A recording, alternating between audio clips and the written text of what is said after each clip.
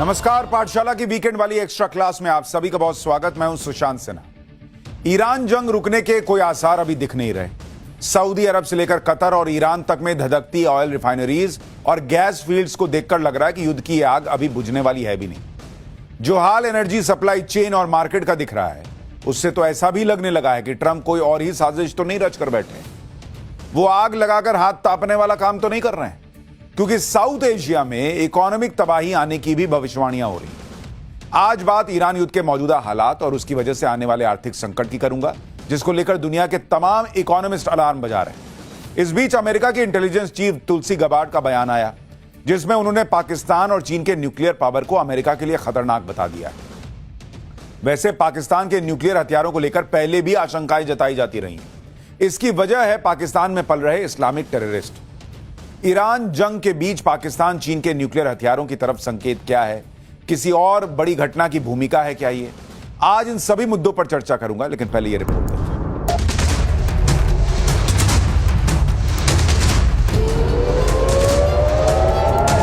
Iran जंग में और ईरान की जमीन और आसमान की अस्थिरता से पूरी दुनिया पर संकट के बादल मंडराने शुरू हो चुके हैं।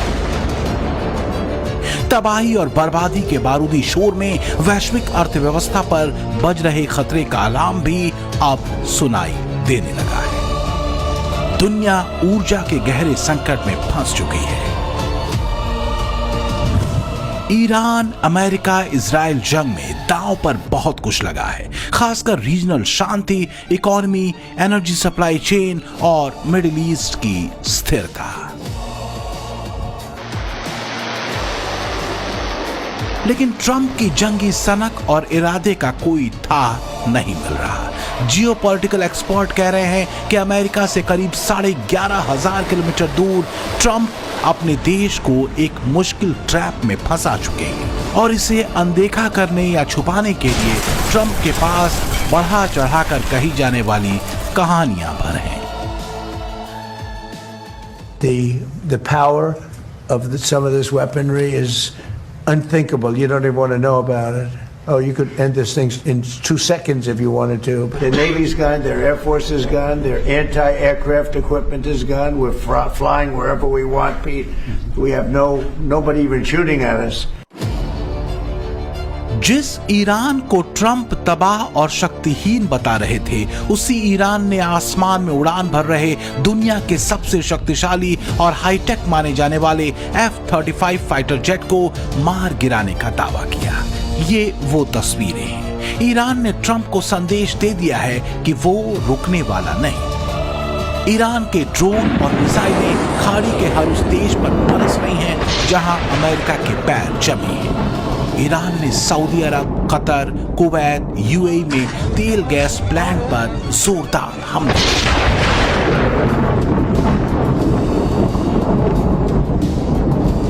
खासकर ईरान ने अपने पार्स गैस फील्ड पर हमले का बदला कतर के रास लाफान गैस फैसिलिटी पर करके लिया। ईरान ने एक के बाद एक 14 मिसाइलें इस गैस फील्ड पर मारी। कतर का रास लाफान गैस फील्ड दुनिया का सबसे बड़ा एलएनजी एक्सपोर्ट और प्रोसेसिंग हब है। कुवैत की 2 ऑयल रिफाइनरी पर भी ईरान ने ड्रोन गिराए। पहला हमला कुवैत की मीना अल अहमदी रिफाइनरी पर हुआ और दूसरा हमला ईरान ने किया कुवैत की मीना अब्दुल्ला रिफाइनरी पर। इसके साथ ही ईरान ने सऊदी अरब के सैमरेफ रिफाइनरी को भी धमाका कर उड़ा दिया। इससे सऊदी अरब को बड़ा झटका लगा है, क्योंकि हॉर्मुज स्ट्रेट बंद होने के बाद सऊदी अपना तेल इसी रिफाइनरी से निकाल रहा था।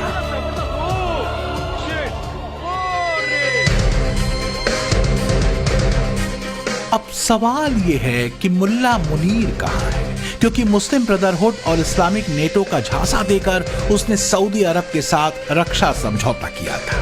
रक्षा समझौते में यह तय हुआ था कि सऊदी अरब पर किसी ने हमला किया तो वो पाकिस्तान पर हमला माना जाएगा और पाकिस्तानी सेना सऊदी अरब की रक्षा के लिए आएगी। पर आई कहां? मुल्ला मुनीर कहां फरार हो गया? वैसे सच ये है कि पाकिस्तान के दुर्दिन अब शुरू होने वाले हैं और पाकिस्तानियों का भ्रम अब टूट भी रहा है। ईरान जंग ने बहुत से भ्रम तोड़ दिए, जैसे कि अमेरिका का यह भ्रम कि वो दुनिया का बॉस है, वो ईरान ने तोड़ कर रख दिया। मुनीर का इस्लामिक नेटो वाला पैंतरा और खुद को इस्लामिक देशों का लीडर मानने वाला भ्रम भी टूट गया। ईरान अपने पड़ोसी इस्लामिक देशों को भी तबाह कर रहा है। पाकिस्तान में मुनीर शहबाज इंतजार कर रहे हैं कि जंग थोड़ी रुके या थमे तो कटोरा लेकर खानदानी काम पर निकलें, क्योंकि ईरान युद्ध ने पाकिस्तान में महंगाई बेतहाशा बढ़ा दी है। पाकिस्तान को तेल की कमी की वजह से अपनी रिपब्लिक डे परेड तक कैंसिल करनी पड़ी भाई। लेकिन एक और बड़ी टेंशन है जो मुनीर को बता रही है कि भाई अब अगला नंबर पाकिस्तान का आने वाला है, और वो है अमेरिका के लिए खतरा माने जाने वाले देशों की लिस्ट में पाकिस्तान का नाम आना।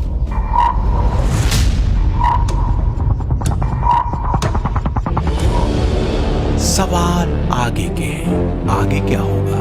ईरान को लेकर ट्रंप का 2 सेकंड वाली तबाही का प्लान क्या है? ईरान पर न्यूक्लियर हथियार बनाने के आरोप लगाकर शुरू किए गए युद्ध का क्या न्यूक्लियर एंड होगा? इस बीच ईरान के तस्नीम न्यूज एजेंसी के मुताबिक शनिवार की सुबह अमेरिका और इजराइल ने ईरान के नतांज न्यूक्लियर सेंटर पर फिर से हवाई हमला किया है।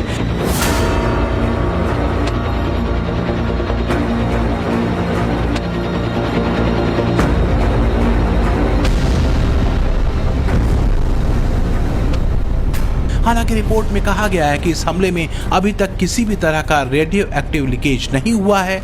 इस इलाके के आसपास रहने वाले लोगों के लिए कोई खतरा नहीं है। इससे पहले अमेरिका और इजराइल ने पिछले साल जून में भी इस न्यूक्लियर साइट पर हमला किया था। इतिहास का एक सच ये भी है कि आज जो अमेरिका ईरान के न्यूक्लियर प्रोग्राम और साइट्स को तबाह करने निकला है, उसी अमेरिका ने 1950-60 के दशक में ईरान को न्यूक्लियर प्रोग्राम में मदद की थी। ईरान के परमाणु ऊर्जा प्रोग्राम के सूत्रधार थे तत्कालीन अमेरिकी राष्ट्रपति ड्वाइट डी आइजनहावर। तब ईरान के शासक थे मोहम्मद रजा पहलवी।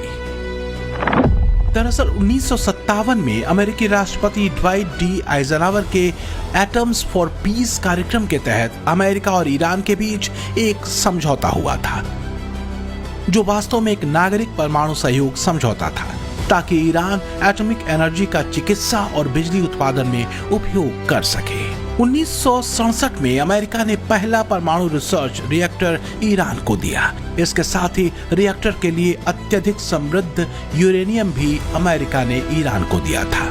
अमेरिका की तरफ से ईरानी वैज्ञानिकों को परमाणु तकनीक में प्रशिक्षित भी किया गया था।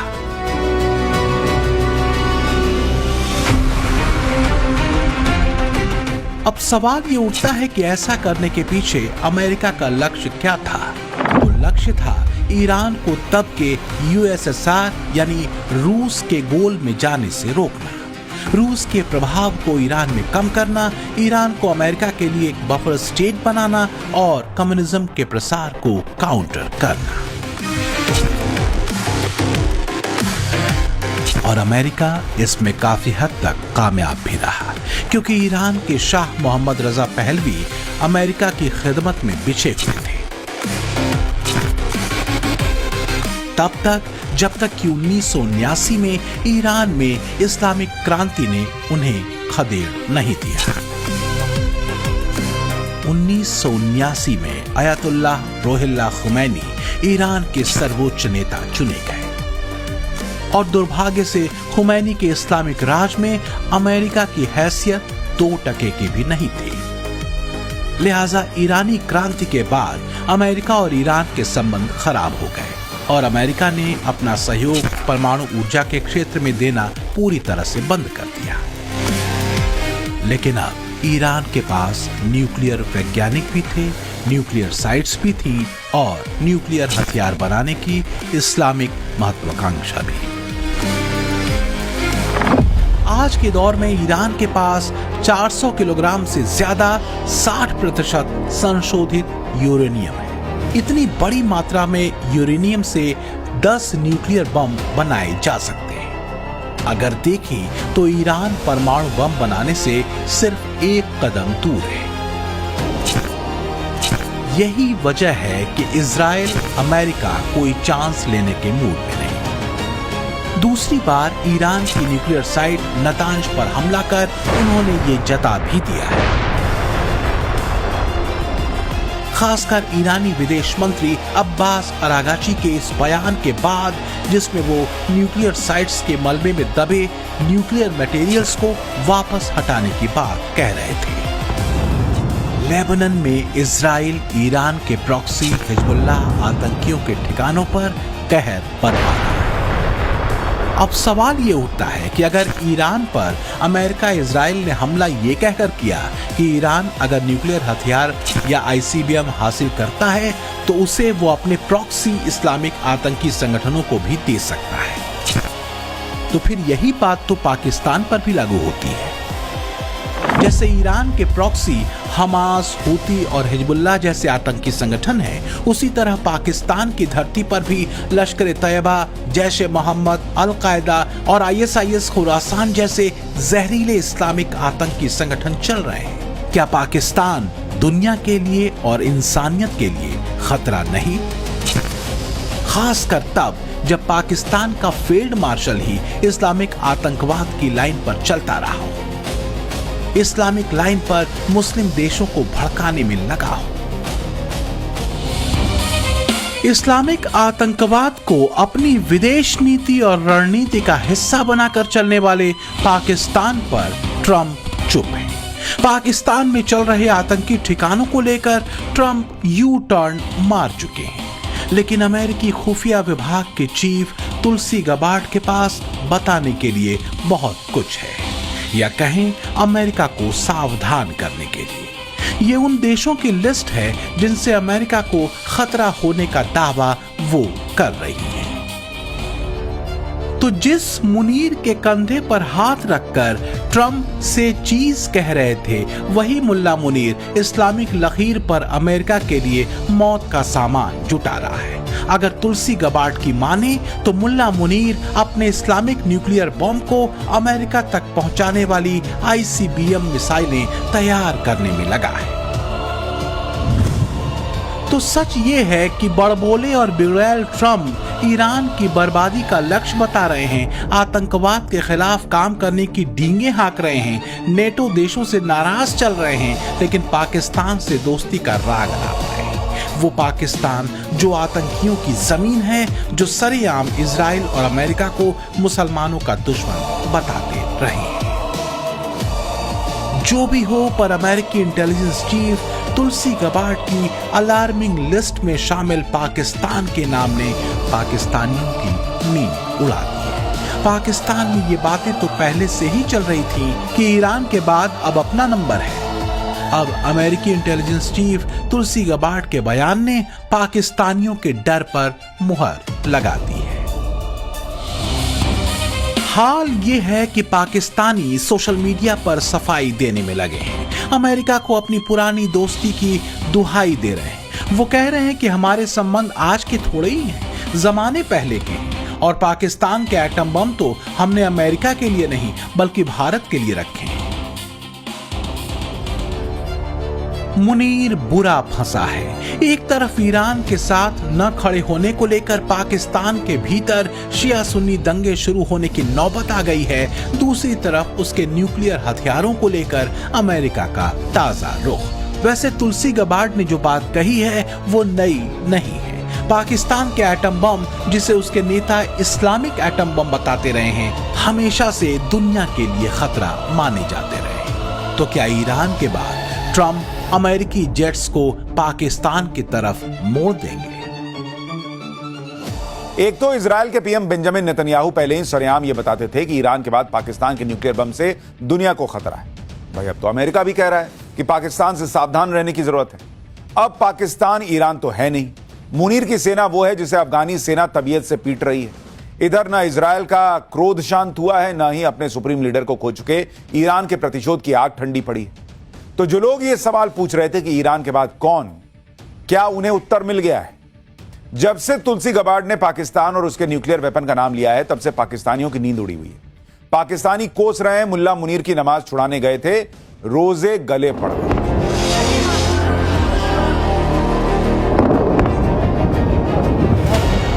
ईरान की जंग फैल रही है। बारूदी गुबार ने सिर्फ दुनिया के सामने एक बड़े आर्थिक संकट का खतरा नहीं पैदा किया है, बल्कि दुनिया में बहुत तेजी से कट्टरपंथी इस्लामिक उभार और आतंकवाद के विस्तार की नींव भी रख दी है। कट्टरपंथी इस्लामिक संगठन और इस्लामिक आतंकवाद और मुस्लिम ब्रदरहुड वाली लाइन को एक टूल की तरह इस्तेमाल करने वाले पाकिस्तान जैसे देश के लिए ये एक मौके की तरह है। अमेरिकी इंटेलिजेंस चीफ तुलसी गबार्ड के इस बयान में इस्लामिक आतंकवाद को लेकर दिए गए सारे पैरामीटर्स पर पाकिस्तान बिल्कुल सटीक बैठता है, क्योंकि यूनाइटेड नेशन के आतंकी संगठनों की लिस्ट के मुताबिक पाकिस्तान में 150 से ज्यादा आतंकी संगठन हैं, जिसमें लश्कर तैयबा, जैश ए मोहम्मद, तहरीक तालिबान पाकिस्तान, हक्कानी नेटवर्क, हरकतुल मुजाहिदीन, जमात उद दावा, अल कायदा जैसे संगठन प्रमुख हैं, जो दुनिया की शांति के लिए खतरा है। यही वजह है कि पाकिस्तान के न्यूक्लियर वेपन को दुनिया के लिए एक बड़ा थ्रेट माना जाता है। इसलिए इजरायली प्रधानमंत्री बेंजामिन नेतन्याहू ईरान के साथ ही पाकिस्तान के न्यूक्लियर वेपन को विश्व के लिए खतरा बताते रहे हैं। पाकिस्तान इकलौता इस्लामिक देश है जिसके पास न्यूक्लियर हथियार है। पाकिस्तान इकलौता इस्लामिक देश है जिसके पास न्यूक्लियर हथियार है, और यही खतरनाक है। वजह है पाकिस्तान इस्लामिक आतंक की फैक्ट्री है, इस्लामिक आतंकवाद का गढ़ है। वो अपने एटम बम को इस्लामिक न्यूक्लियर बम कहता है, और सबसे बड़ी बात, इस एटम बम के इस्लामिक आतंकियों के हाथ जाने के खतरे बड़े हैं, जैसा कि ईरान के साथ था। यही वजह है कि पाकिस्तान में ईरान के बाद की चर्चा खूब हो रही है।